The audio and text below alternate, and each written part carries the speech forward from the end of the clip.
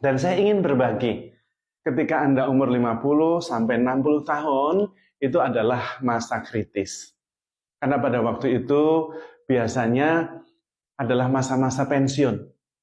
Lalu orang merasa, ya sudah saya mau slow down, mengurangi kehidupan saya, dan kemudian lebih banyak beristirahat. Tidak salah, tetapi perlu juga disadari bahwa saat-saat itu adalah saat-saat kritis. Bisa kemudian kita maju, atau kemudian kita menjadi lemah dan cepat menua.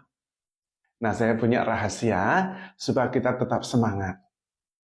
Ketika umur 55 up sampai 60, sebetulnya itu adalah saat-saat ketika kita sudah mempunyai pengalaman begitu banyak.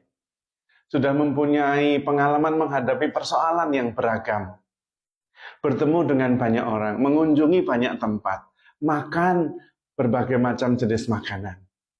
Pada usia-usia itu, mestinya sudah bergeser daripada dulu sebelum usia 55. Sebelum 55, kita sibuk dengan karir, dengan membina keluarga, membesarkan anak, dan sebagainya. Usia-usia 55 itu sudah beres semuanya.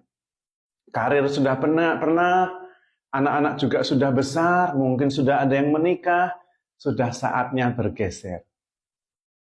Yaitu fokus pada personal growth. Karena mungkin dulu begitu fokus pada achievement, pada goal, pada karir, dan sekarang sudah bukan itu lagi.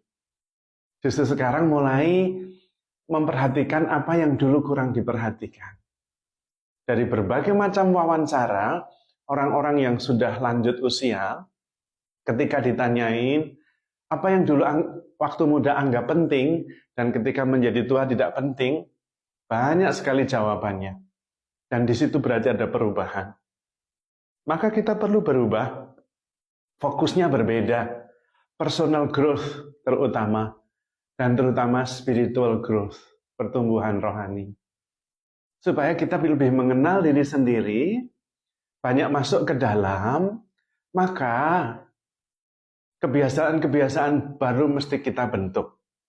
Fokus dan perhatian kita arahkan kepada pertumbuhan rohani.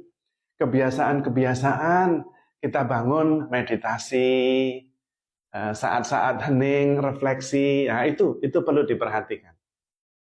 Kemudian perlu bertanya, legacy apa yang mau saya tinggalkan?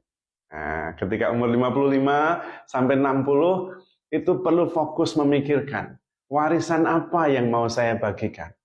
Warisan itu macam-macam, bisa rumah, bisa usaha untuk anak, tetapi juga bisa yang spiritual.